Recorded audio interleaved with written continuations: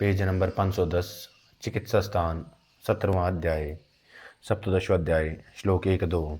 अब इसके आगे विसर्प नाड़ी रोग चिकित्सा का व्याख्यान करेंगे। जैसा कि भगवान धन्वंतरी ने कहा था, प्रथम 3 विसर्प वात पित्तज कफज साध्य हैं, सन्निपात और शत्य ये 2 विसर्प असाध्य हैं, द्वंद्वज और विसर्प कष्ट साध्य हैं। साध्य विसर्पों में वातादि दोषों के अपने अपने गुणों को वातादि दोषों के कारण घृत सिद्ध करके या इन गणों से परिषेक उपदेह आदि करे। श्लोक 4-5। मोताशोभ देवदारु कुष्ठ वराही दनिया शोभांजन उष्णान भद्रद्रव्यादि और पिप्ल्यादि इनको वातजन्य विसर्प में परिषेक लेप और घृत में बरतना चाहिए। इसके सिवाय कंठ कंठ कंठ पंचमूल, व्रत पंचमूल, लघु पंचमूल और वल्किज पंचमूल इनको वैद्य लेप में परिषेक घृत में और तेल में बरते। श्लोक 6-7-8-9। केसरू कसेरू सिंगाड़ा कमल इत्कटक शिवाल कमल और कीचड़ इनको घी में मिलाकर अतिशय शीतल करके वस्त्र के व्यवधान से पित्तजन्य विसर्प में लेप करना चाहिए।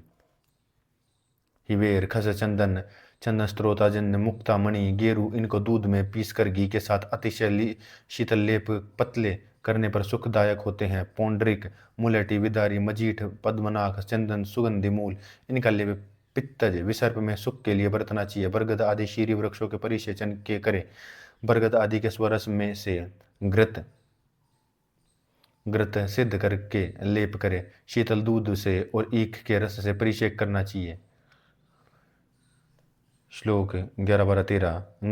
गोयार्दी घृत घृत एक प्रस्थ कल्क द्वारा कल्क द्रव्य हल्दी मुलेटी कमल लोथ बालक कीर्णी गेरू ऋषभ पद्मनाग सीरवा काकोली मेधा कुमुद नीला कमल चंदन मधुर शर्करा द्राक्षा शालपर्णी प्रश्निपर्णी सौफ क्वात द्रव्य न्यक्रुद का क्वात व्रत पंचमूल का क्वात और गाय का दूध इनसे घृत पाक करे। इस घृत के परिषेक से पित्तज विसर्प नाड़ी शांत होती है। विस्फोट दुष्ट वर्ण शीर्ष रोग शिरोरोग मुख पाक इसके पान से नष्ट होता है। गुद से पीड़ित शोष रोगी बालक में यह ग्योर्दीघृत है। श्लोक 15। अजगंधा डुक्कू अश्वगंधा सरला त्रिवर्तीय सरला का कष्टा काला कालानुसारवादी डल्हन एकाशिका शतावरी अजश्रृंगी कर्कटश्रृंगी मेढा सिंगी इसका गोमूत्र से प्रलेप कफजन्य विसर्प को शीघ्र नष्ट कर देता है। कालानुसारिवा अगरू दालचीनी रत्ती बेल की जड़ रसना वच शीत शिव शतपुष्पा भेद डल्हन कर्पूर्य चंदन इंद्र वारुणी पालिंदी निशोत मुजात मुकबंद भू कदम्ब ये कफजन्य विसर्प हितकारी हैं। श्लोक 16। वरुणादिगण का प्रयोग कुशल वैद्य सब क्रियाओं में करे। संशोधन रक्त मोक्षण ये सब विसर्पों में उत्तम चिकित्सा है। सब विसर्पों में पाक होने पर इसका शोधन करके बुद्धिमान वैद्य यथोक्त विधि से वर्ण चिकित्सा करे। श्लोक 17-18-19। सन्निपात जन्य नाड़ी अच्छी नहीं होती। शेष 4 नाड़ियां यत्न पूर्वक साध्य। इनमें वात जन्य नाड़ी सबसे प्रथम उपनाह करके संपूर्ण रूप से पूये के मार्ग को चीर कर इसमें तिल चिरचिटे के बीज सिंधव इनको पीस कर बांध देवे। वर्ण को धोने के लिए सदा ही व्रत पंचमूल के क्वाथ का उपयोग करना चाहिए। जंटी हल्दी कुटकी बला गांजुआ और बिल्लव मूल इनको लाकर इनसे तेल सिद्ध करे। यह तेल वर्ण का शोधन करने वाला और वर्ण को भरने वाला रोहण करने वाला।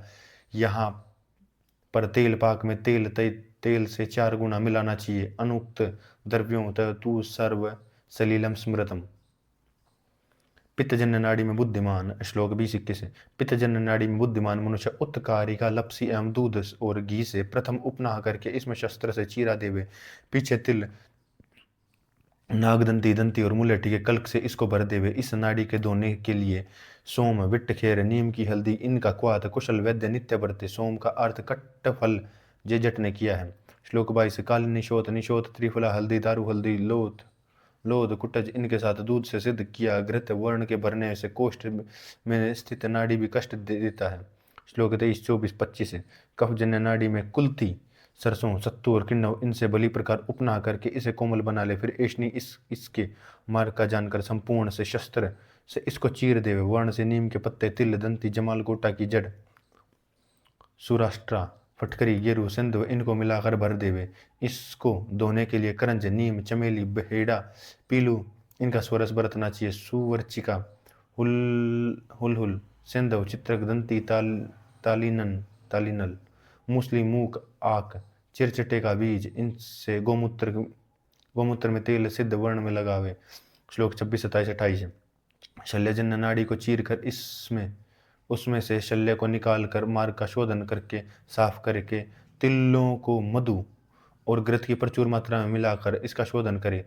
शोधन होने के उपरांत इसका रोपण करना चाहिए। कुंभिक, स्थूल कुंभिक, खरजूर, कैथ, बिलव और बरगद, पीपल, पीपलीखन, गूलर, पारसी पीपल, इनके कच्चे छोटे फल, इनका क्वाथ बनाकर इसमें मुस्ता, सरल काष्ठ, प्रियंगु, उत्पल, सारिवा, सिंबल का गोंद, नाग, केसर, लोध, के फूल, इनके कल्क से तेल सिद्ध करे। यह तेल शल्यजन्य नाड़ी को और वर्ण को जल्दी ही सुखपूर्वक भर देता है। श्लोक 29, 30, 31, 32, 33। कृष्ण, दुर्बल और डरपोक पुरुषों की नाड़ी को, यह जो नाड़ी मर्म में आश्रित हो, उसको शस्त्र से बुद्धिमान वैद्य ना काटे, अपितु शार सूत्र से काटे। इसके लिए ऐशनी से गति मार्ग को ढूंढकर शार सूत्र के साथ सुई को ले जाकर गति मार्ग के दूसरे सिरे पर ऊंचा उठाकर उसको बाहर निकाल ले। वहां पर शार सूत्र के लिए सिरे को लाकर कसकर बांध दे। फिर शार के बल को देखकर यदि शार बल कम हो गया हो तो दूसरा शार सूत्र बदल दे। इस प्रकार बुद्धिमान वैद्य तक शार सूत्र बदले जब तक कि गति कट न जाए। जानने वाले वैद्य को चाहिए कि भगंदर आदि में भी यही विधि बरते। अर्बुद आदि को इनको ऊंचा उठाकर सदृश से खींचकर जड़ में शार सूत्र बांधे, अथवा जौ के समान टेढ़ी मुख वाली सुइयों से चारों ओर से इन अर्बुद आदि को घेर कर जड़ में शार सूत्र को बांध देवे। इनके कट जाने पर वर्ण की चिकित्सा करे। श्लोक 34, 35, 36, 37, 38, 39, 40, 41। द्विवणीय अध्याय में वर्तिया कही गई है। उन सब को सब नाड़ियों में बरतना चाहिए। घोंटा फल, बेर की छाल, सेंधवादी नमक, लाख, सुपारी, काकमर्दनिका के पत्ते, इनको थोर और आग के दूध में पीसकर कल्क बना ले। इनकी बनाई वर्ती नाड़ी को शीघ्र नष्ट कर देती। बहेड़ा, आम की गुठली, बरगद के कोमल पत्ते, हिरणों का यवतिकता के बीज, इनको जलाकर बनाई राख, शार और वराही कंद, इनको तेल में मिलाकर नाड़ियों में लगाना चाहिए। धतूरा, मेन फल, कोदा के बीज, देवदाली, बंदाल, शुकनाशा, चर्मकार, वट, इंद्रयाण, अंकोट के बीज और फूल, इनका चूर्ण नाड़ियों में प्रयुक्त करना चाहिए। प्रयोग करने से पूर्व लक्षादि गण के क्वाथ से इनका शोधन करना चाहिए।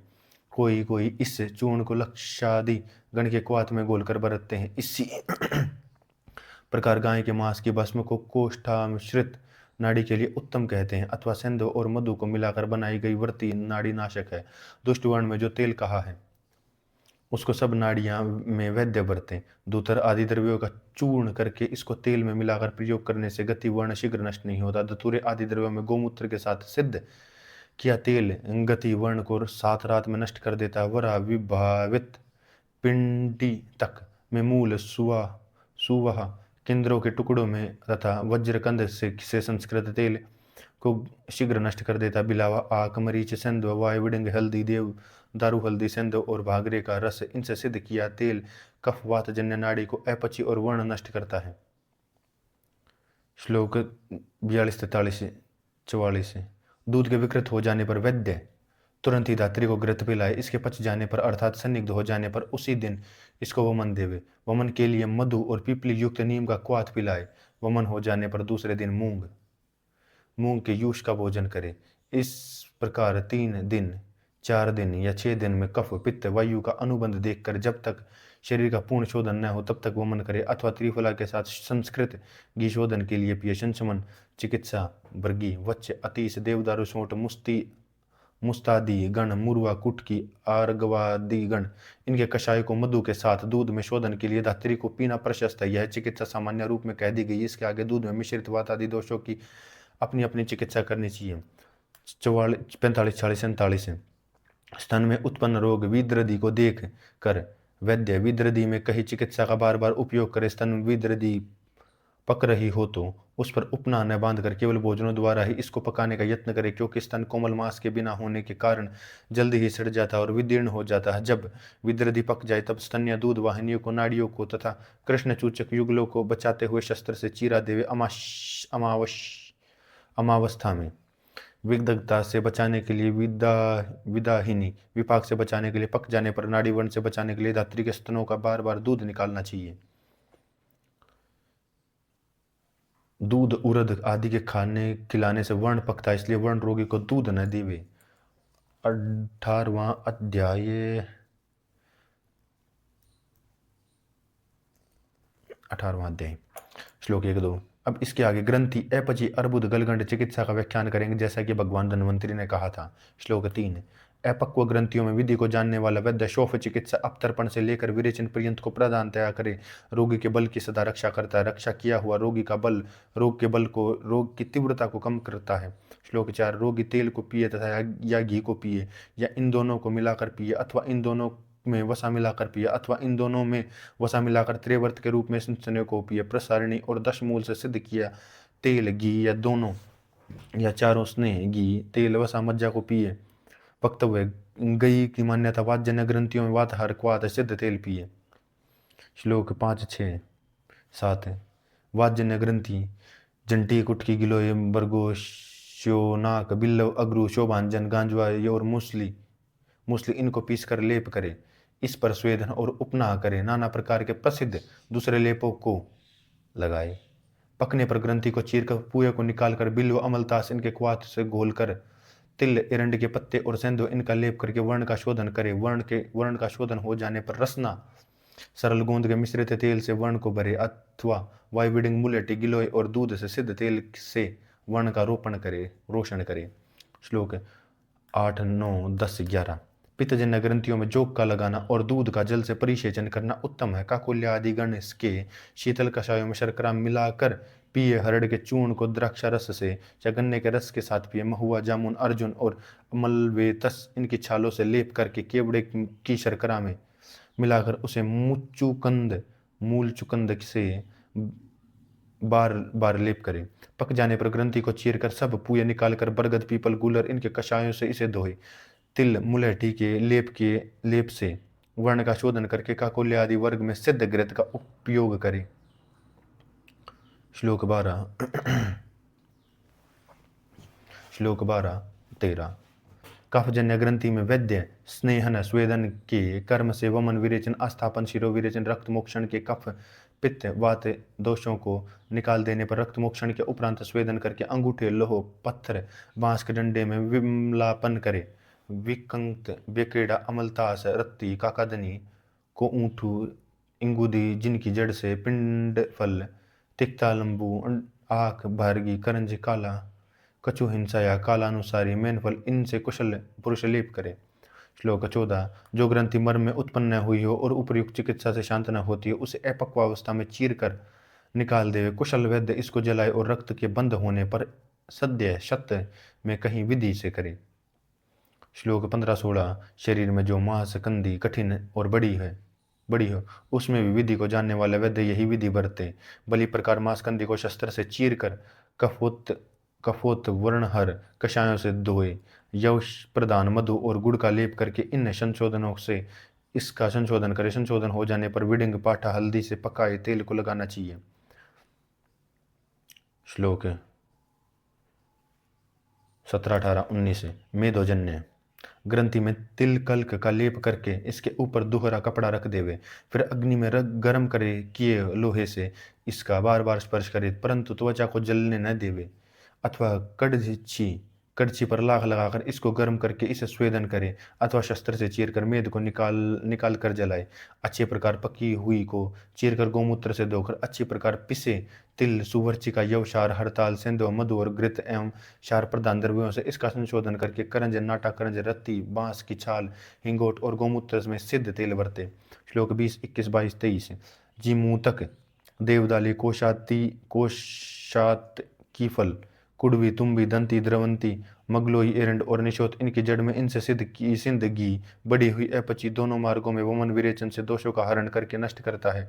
यह घृत उत्कृष्ट शक्ति का है। निकुंडी, संबालु, चमेली, बरीहष्ट, बालक, जीमूतक, देवदाली, मधुर और सिंधु प्रचुर मात्रा मिलाकर गर्म करके दिया हुआ घट्ट वमन बड़ी मात्रा में दुष्ट अपचियों में उत्तम कहा जाता है। बकायन, कंदूरी और कनेर इनके कल्क से सिद्ध किया तेल द्रव्य स्थान में जल शिरोविरेचन में उत्तम है। शाखोटक के स्वरस में सिद्ध किया तेल नस्य विरेचन में उत्तम है। महुआ का सार, शोभांजन के फल का, चिरचिटे के फलों का गर्म पानी से पीसकर अवपीड़न नस्य देना चाहिए। श्लोक 24 मर्म स्थान से अतिरिक्त स्थानों में उत्पन्न अपक्व ग्रंथियों को निकाल देना चाहिए अथवा क्षार से इनका परिसरण करे घिसे, कहे अनुसार शस्त्र से लेखन करके क्षार से घिसे। श्लोक 25-26 ऐष्णी एडी से लेकर पिंडली में 12 अंगुल माप कर वहां पर इंद्रबस्ती मर्म को बचाकर वैद्य चीरा करे। इस स्थान पर मछली के अंडे के समान आपस में जुड़े दो जो जाल शिराओं का गुच्छा हो उसे निकाल कर जला देवे। दूसरे आचार्य कहते हैं कि गुल्फ के कर्ण मार्ग से लेकर घुटने तक माप करके उसका 8वां भाग खुड पैर और जंगा की संधि स्थान से छोड़कर इंद्रबस्ती मर्म को नेत्र के बराबर 2 अंगुल बचाते हुए नासिका के समान सीधा वेदन कर देना चाहिए। श्लोक 25-26-27 है। अथवा मणिबंध कलई के ऊपर 3 वैद्य 3 रेखाएं 1 अंगुली के अंतर अपचियों की निवृत्ति के लिए करे। कक्षा कर्पूर संधिगत अपचियों में बाहु में कर्म करे।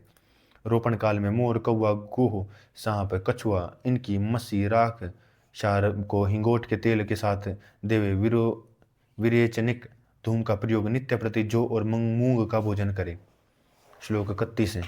कारकरु कुष्मांड एरवारुक ककड़ी नारियल चिरौंजी एरंड इनके बीजों के चूर्ण से दूध और घृत के साथ सिद्ध करके रक्तपित्त का अनुबंध होने पर वातारबुद्ध पर उपनाह करे। शुद्ध वातारबुद्ध में तेल युक्त गरम गरम उपनाह करे। मासम वेशवार से सिद्ध किए मुख्य उपनाह साल्यवण आदि बरते।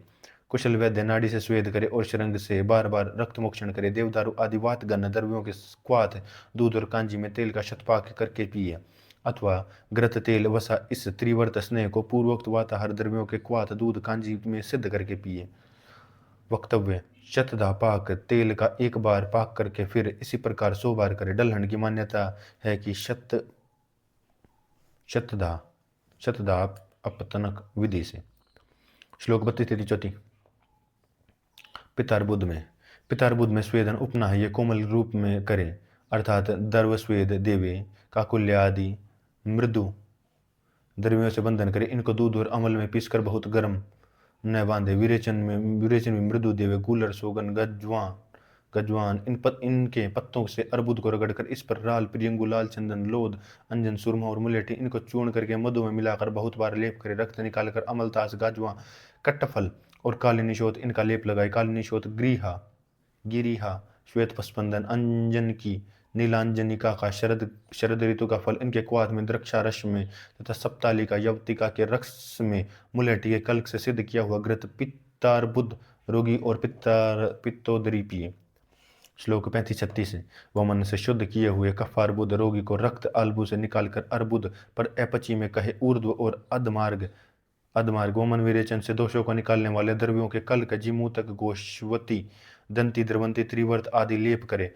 कबूतर की बीट पारावत की बीट काशी की शाही शुक ग्रंथिपर्ण कलिहारी काकादनी का मूल इनके मूत्र में पीस कर लेप करे अथवा क्षार में मिलाकर लेप करे अथवा कबूतर की बीट आदि को क्षारोदक में मिलाकर लेप करे।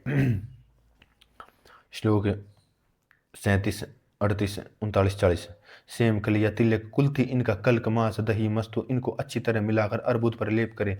इस लेप से खींचकर मक्खी इस अर्बुद पर गिरेंगी और वहां अंडे और कृमि उत्पन्न हो जाएंगे। कीड़े जब इस अर्बुद को खा जाएंगे थोड़ा बचे तब इसका लेखन करके अग्नि से इसको जलाए। जिस अर्बुद का मूल छोटा हो उसे रागा ताम्र शीशा या लोहा इनके पत्तेरे से चारों ओर से घेर कर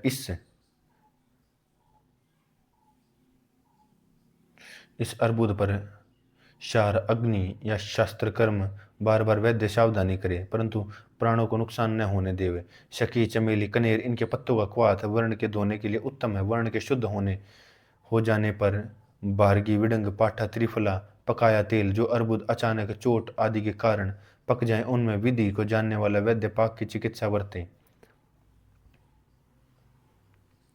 मेदार्बुद में स्वेदन करके इसको चीर कर इसका शोधन करे। रक्तबंध हो जाने पर इसको सी देवे। इसके पीछे हल्दी घी और धुआंसा लोध चंदन काष्ठ मेनसील हरताल इसके चूर्ण को मांस में बलि प्रकार मिलाकर वर्ण पर रगड़े।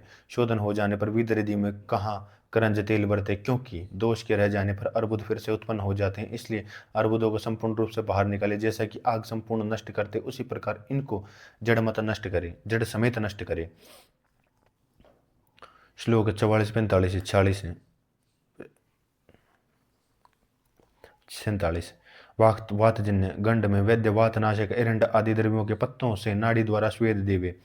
पित्तार्वत वायु में कांजी से, कफवर्त में मूत्र क्वाथ से, रक्तावृत वायु में मांस के साथ तेल मांस तेल मिलकर गर्म स्वेदन हो जाने पर बिना आलस्य के विद्वान जोक आदि से रक्त मोक्षण करे।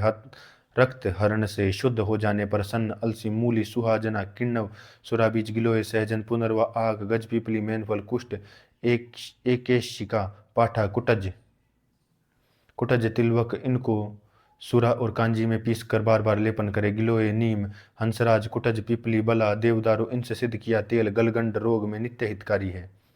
श्लोक 48, 49, 50। कफजन्य गलगंड में स्वेदन और उपनाह करके इसको स्वेद करके रक्त मोक्षण ही करना चाहिए। फिर अजगंधा अतीस कलिहारी मेढा सिंगी कुष्ठ शुकनाश रतियां इनको प्लाश शारोदक में पीसकर गर्म करके लेप करे। पांचों नमक के साथ पीपली आदि गण किए क्वाथ और कल्क से सिद्ध किया तेल पिए। वमन सिरो विरेचन विरेचनिक धूप बरतने चाहिए। वात और कफजन्य गलगंड के किसी प्रकार पक जाने पर वैद्य को पाक विधि बरतनी चाहिए। श्लोक 51।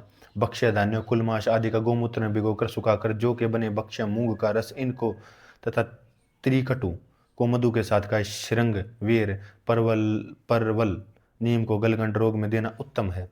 श्लोक 42, 43, 44, 45, 55, 52, 53, 55। मेद गलगंड में स्नेहन देकर कही हुई सिरा उरुसंधि में या वेदन करे। निशोत चूना या सेहोंड लोहे का मेल किट्ट दंती और रसोत इनका लेप करे। साल सार दीगण के वृक्षों के सार कल्क को कृष मात्रा में गोमूत्र में घोलकर प्रातःकाल पिए अथवा इसको शस्त्र से चीर कर बेद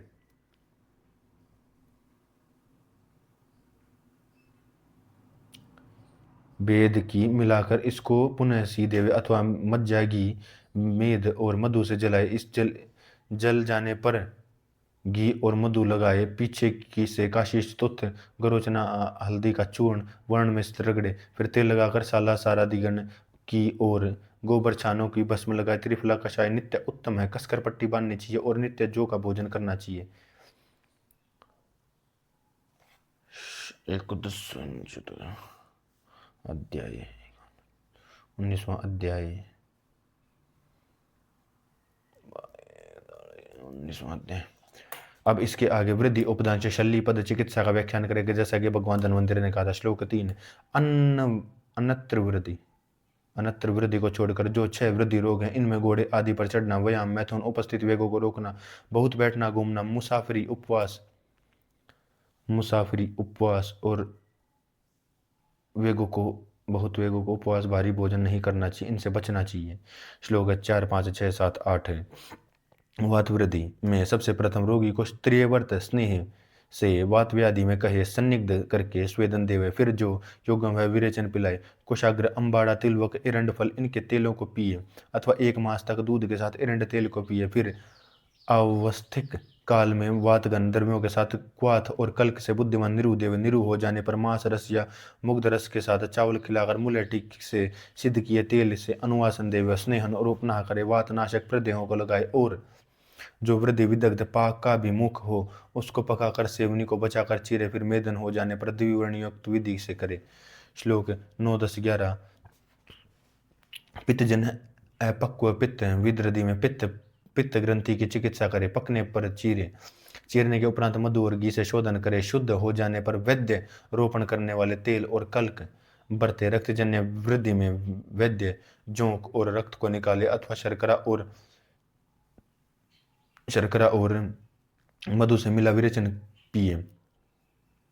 आम एवं पक्व वृद्धि में सदा पित्त ग्रंथि में चिकित्सा करे। श्लोक 12, 13, 14। कफजन्य वृद्धि में उष्ण वीर्य वाले द्रव्यों का वाचादि पिप्पलादि गुण का मिश्रोक्त अजगंधा को मूत्र में पीस कर लेप करे। दारू हल्दी के कषाय को गोमूत्र के साथ पिए। विलंबापन को छोड़कर शेष संपूर्ण चिकित्सा कफजन्य ग्रंथि को बरते।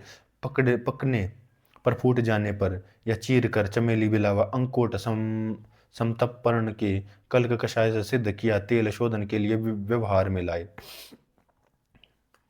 पित्त दारू से हल्दी लिया जाए तो उत्तम है, दलहन ने दारू हरिद्रा अर्थ किया है। श्लोक 14, 15, 16, 16। मेदजन्य वृद्धि में स्वेद करके सुरसादिगण को या पिपली वायुविडंग अपामार्ग आदि संशोधन शमन में कहे। शिरोविरेचन द्रव्यों को मूत्र में पीसकर सुहाता गर्म लेप करे, स्वेदन देकर रोगी को आश्वासन देकर वस्त्र में बांध कर फल वृष्ण और सेवनी को बचाते हुए वृद्धि पत्र से चीरे, फिर इसमें से मेद निकालकर काशीस और सिंधु लगाकर गोफणिका या स्थागिका बंद बांध देवे। वर्ण का शोधन हो जाने पर मेनसिल, हड़ताल, सेंधा नमक और बिलावे से सिद्ध किया तेल बरते और कोई पट्टेन या अर्थ वृद्धि को वस्त्र को घेर कर करते हैं। श्लोक 18, 19, 20, 21, 22, 23, 24। मूत्रजन्य वृद्धि में स्वेदन देकर वृद्धि को पट्टी से लपेटकर सेवनी के पार्श्व में नीचे की ओर बृहमुख से वेदन करे, फिर इसमें से 2 मुख वाली नाड़ी लगाकर वैद्य सब मूल मूत्र निकाल दे, फिर नाड़ी को निकाल कर स्थागिका बंद बांधे। शोधन हो जाने पर रोपण अन्यत्र हेतु कीम कोश में पहुंची वृद्धि की चिकित्सा न करे। जो अन्यत्र वृद्धि कोश फलकोश में न पहुंची हो उसे वात वृद्धि की चिकित्सा करे। जो अन्यत्र वृद्धि वंक्षण में ही स्थित है उसे अद्विन्दुवक्त्रा हंसली के आकार की हंसिया श्लाका से जला दे, जिससे कि मार्ग भली प्रकार से रुक जाए। जो अन्यत्र वृद्धि फलकोश में उतर आई हो फिर वापस न जाती हो उसकी चिकित्सा न करे। अन्यत्र की विपरीत दशा में दक्षिण पार्श्व में होने पर वाम में होने पर दक्षिण पार्श्व में अंगूठे में पैर की त्वचा को चीर कर दाह कर्म करे। वात कफजन्य वृद्धि में भी किसी विधि से सावधानी के साथ जलाए, किंतु वात कफजन्य वृद्धि में स्नायु को अधिक छेदन करे, थोड़ा गहरा जलाए। अन्यत्र वृद्धि की शांति के लिए शंख प्रदेश के ऊपर कान के पार्श्व पर सेवनी का यत्न पूर्वक छोड़ते हुए विरुद्ध पार्श्व में सिरा का वेदन करे। श्लोक 25, 26, 27।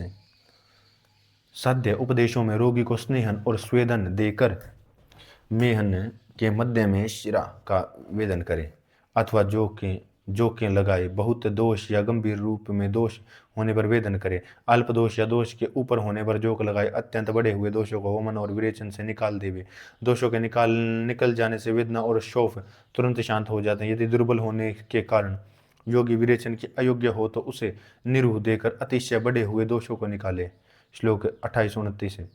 वातजन्य उपदंश में प्रपोंड्रिक, मुलेठी, पुनर्वा, कूठ, देवदारू, चीड़ या गोंद, अगरू, रसना इनके लेप करे। वेतुल, एरंड के बीज, जो गेहूं के सत्तू, इनको वातजन्य उपदंश में तेल मिलाकर सुहाता हुआ गर्म लेप करे। प्रपोंड्रक, रीक आदि द्रव्यों से परिषेक करना उत्तम है। 30, 31, 32, 33। पैतिक उपदंश में गेरू, अंजन, रसोत, मुलेठी, सारीवा, खस, पद्माख, चंदन, कमल, इनको घी से संदिग्ध करके लेप करे। कमल, नीला कमल, मृणासरज, सजरस, अर्जुन, अमल, वेतस और मुलेठी, इनको घी से संदिग्ध करके पैतिक उपदंश में लेप करे। घी, दूध, शर्करा का स्वेद, शरबत, गन्ने का रस, शहद का जल, इनसे परिषेक करे अथवा बरगद आदि शीरी वृक्षों के अति शीतल कषाय से परिषेक करे। श्लोक 33, 34, 35। कफजन्य उपदंश में शाल, अश्वकर्ण, अजकर्ण, द्व, इनकी छाल को सुरा से पीसकर तेल मिलाकर कर्म करके लेप करे अथवा हल्दी, अतीस,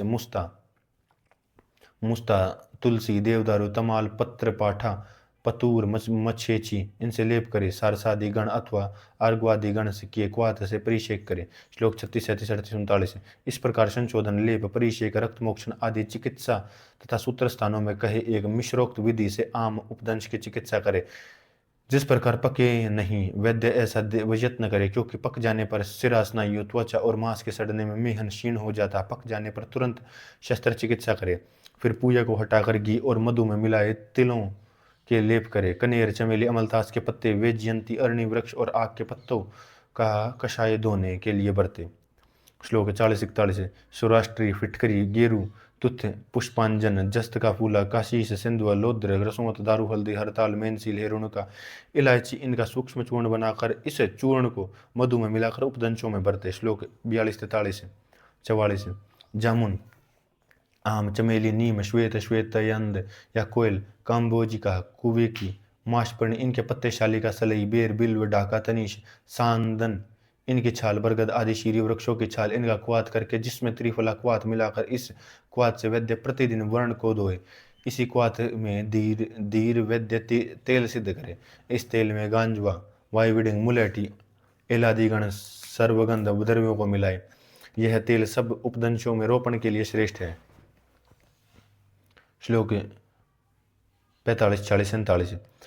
सर्ज, शार, तुत्थ, काशीश, शिल्य, शिलापुष्प, रसोत और मेनशील, इनको समान भाग में लेकर चूर्ण करे। यह चूर्ण उपदंश वर्ण जन्य विसर्प को नष्ट करता है। गुंद्रा, लसूडा को जलाकर भस्म करे। इस भस्म को में मेनशील और हरताल मिलाए। उपदंश जन्य विसर्प को शांत करने में यह श्रेष्ठ है। भांगरा, त्रिफला, दंती, जमालगोटा, ताम्र की भस्म, यह चूर्ण उपदंश को ऐसे नष्ट कर देता है जैसा कि बिजली वृक्ष को नष्ट कर देती है। श्लोक 48, 49। रक्तजन्य और सन्निपात जन्य उपदंशों में कर्ण की समानता होने पर इन दोनों का असाध्य कहकर चिकित्सा योग्य होती है। उसे वातादि दोषों के अनुसार करें। 50, 51। श्लोक सन्निपात जन्य उपदंश में विशेष चिकित्सा को सुनो। इसमें दुष्ट वर्ण की चिकित्सा करे और सड़े हुए मेहन की चिकित्सा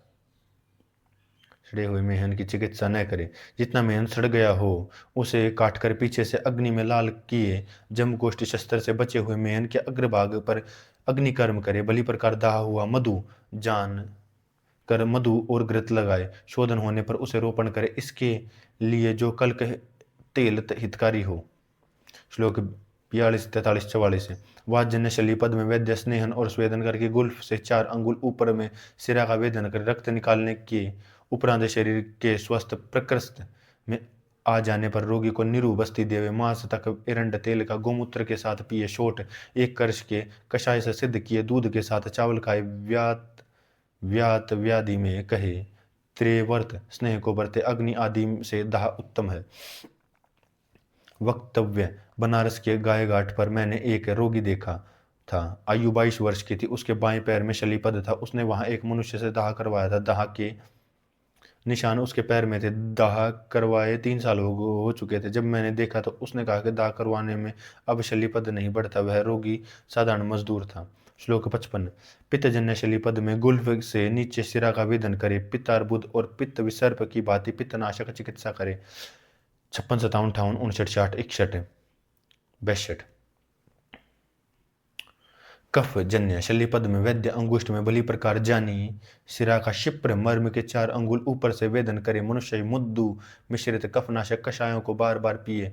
8 मूत्रों में से किसी एक मूत्र से हरड़ के कल्क को पिए। कुटकी, गिलोय, सोठ, वायुविडिंग, देवदारू, चित्रक इसका नित्य प्रतिलेप करे। वायुविडिंग, मरीच, आख, सोठ, चित्रक अथवा देवदारू, एल्वालुक और 5 नमक इनमें सिद्ध किया तेल पिए और जो का भोजन करना उत्तम है।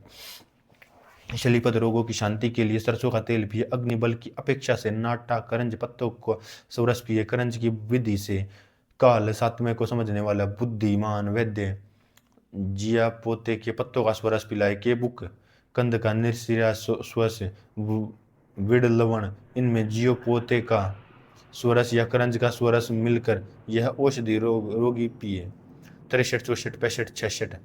काकादनी, कालश्रृंग, कालहिंसा, डलन, वाय वास्तिंग, काकजंगा, बड़ी कटेरी, छोटी कटेरी, कंदम पुष्पी, मंदादिरी, लंबा, कड़ुईतुरी, तुम्बी, शुकनाशा इसको जलाकर गोमूत्र में घोलकर चार कल्पना विधि से नितार लेवे। इसमें कटगुलर का रस, मेनफल का क्वाथ, शुकनाशा का स्वरस प्रतिव्यूह रूप में मिला। यह पानीय सार पीने पर शलीपद, अपची, गलगंड, गृहिणी रोग, भोजन के अजीर्ण और सब विषयों को नष्ट करता है।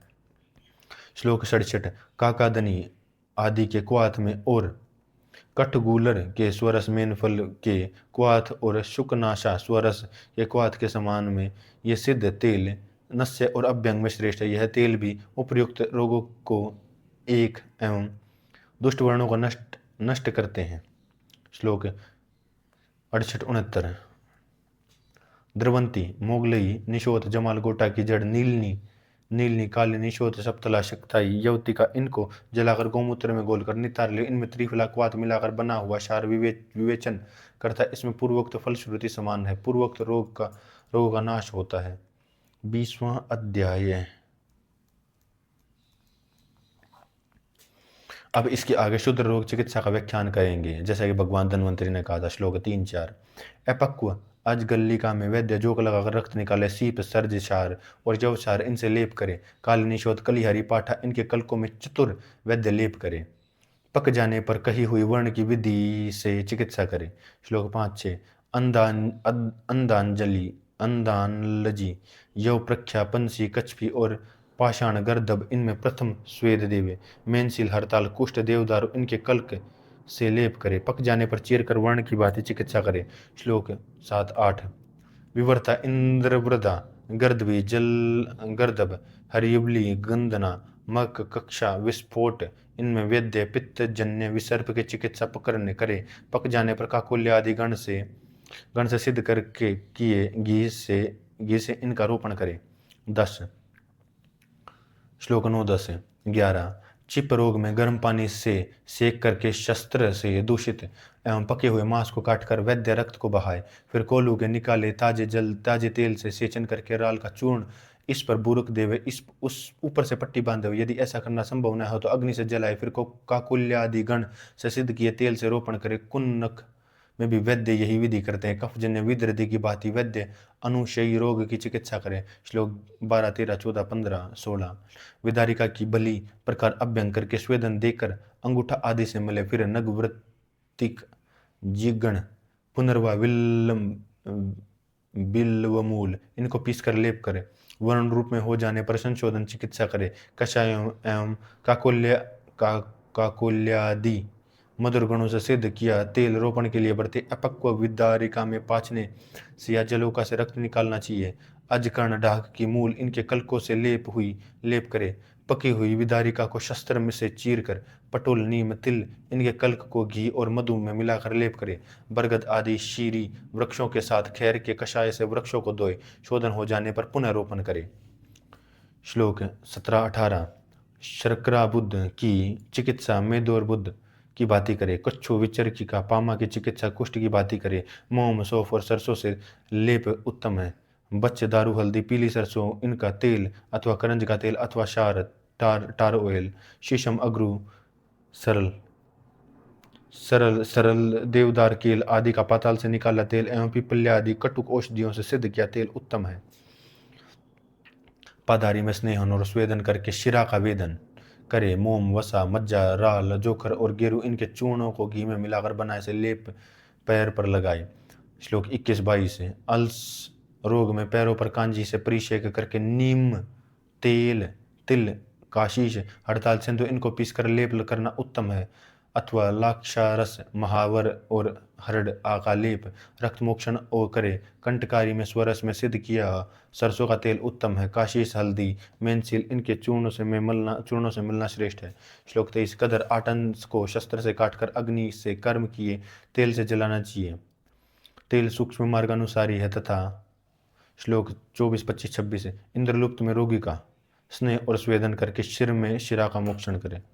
इंद्रलुप्त में रोगी का शिरा का मोक्षण करे। मरीच मेनसील काशी स्तुत का लेप करे।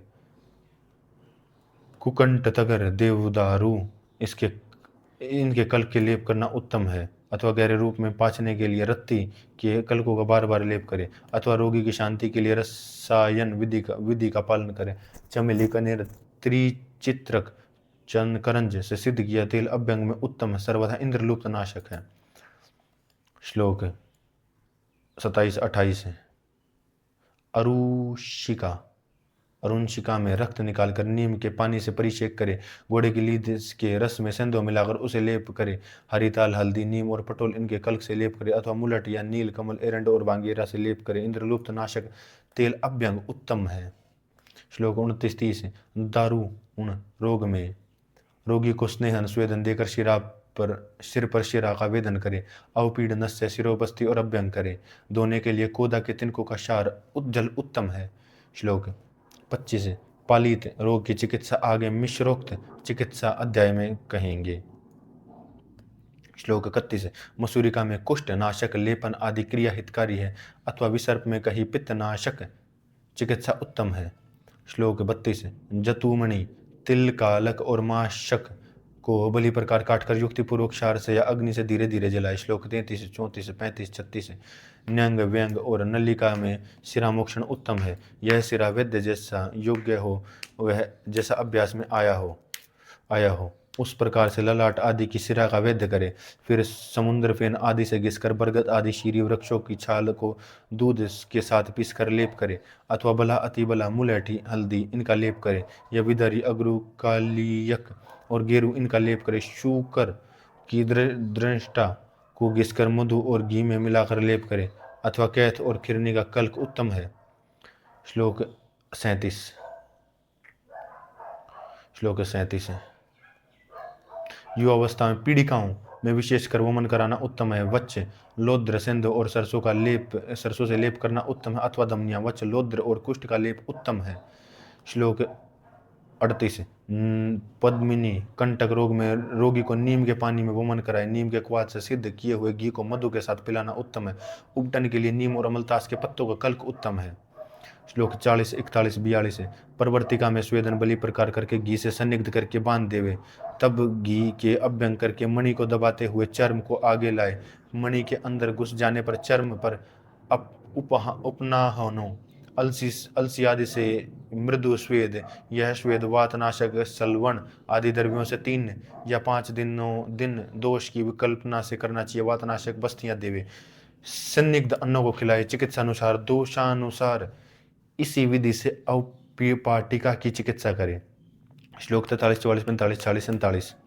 निरुद्ध प्रकाश रोगों में दांतों दोनों ओर मुख वाली लोहे की नाड़ी को या लकड़ी आदि लाख से बनाई नाड़ी को घी के संदिग्ध करके अंदर प्रविष्ट करे। परिषेक में शिशुमार या सुअर की वसा और मज्जा बरते, अथवा वातनाशक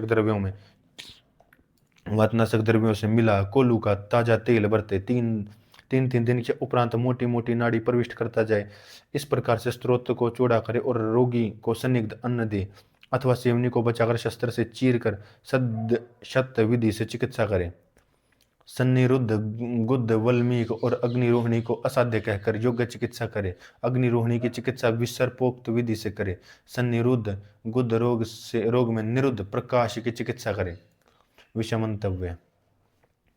श्लोक 48, 49, 50, 51, 52, 53, 54, 55, 56। वल्मीक को शस्त्र से काटकर क्षार और अग्नि से जलाए। अर्बुदोक्त विधि से शोधन करके रोपण करे। जिस रोगी में वल्मीक बहुत बड़ा न हो तथा मर्म स्थान पर न उत्पन्न हो, उसमें संशोधन करके वैद्य रक्त मोक्षण करे। फिर कुल्ती की जड़, गिलोय नमक, आर्यवत का मूल, जमाल गोटे की जड़, निशोथ का मूल, तिल, कल्क इनको सत्तू में मिलाकर लेप करे। वल्मीक पर अतिशय संदिग्ध एवं सुहाते हुए गर्म द्रव्यों से वैद्य उपनाह करे। वल्मीक को पका हुआ जानकर वैद्य नाड़ी वर्ण की संपूर्ण विधि बरते। इसको काटकर बुद्धिमान वैद्य जला देवे। दूषित मांसों का संशोधन करके क्षार से रगड़े। वर्ण को शुद्ध हुआ जानकर वैद्य रोपण करे।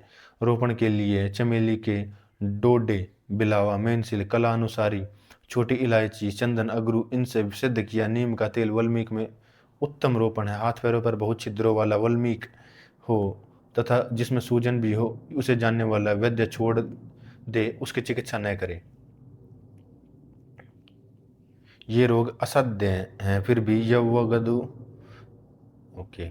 श्लोक 57, 58, 59, 60। बालक के अहिपुताना रोग में धात्री के दूध का शोधन करके चिकित्सा करे। परवल के पत्ते, त्रिफला, रसों तथा धात्री का दुसाध्य अहिपुताना को भी अच्छा कर देता है। त्रिफला, बेर, खैर इनका कषाय वर्ण रोपण करता है। काशीश, हल्दी, तुत्थ, हरताल, रसोत इनको कांजी में पीसकर, अथवा बेर की छाल, सिंध व नमक इनको कांजी में पीसकर लेप करे। रोपण काल में मिट्टी के ठीकरे का चूर्ण और तुत्त का चूर्ण छिड़के। मूछ के कच्चू की चिकित्सा अहिपुतना और पामा की बाती करे। श्लोक 61, 62, 63। गुदा भ्रंश में गुदा पर स्वेदन करके स्नेह से गुदा को संदिग्ध करके अंदर प्रविष्ट करे। फिर बीच में छेद करके चमड़े की पट्टी बांध दे। वायु निकलती है इसलिए उदर पर बार बार स्वेद करे। अन्यत्र रहित चूया को, महत पंचमूल को दूध में पकाए। इस दूध को वातनाशक औषधियों के साथ तेल सिद्ध करे। इस तेल के पीने और अभ्यंग से कष्ट साध्य गुद भ्रंश भी अच्छा हो जाता है।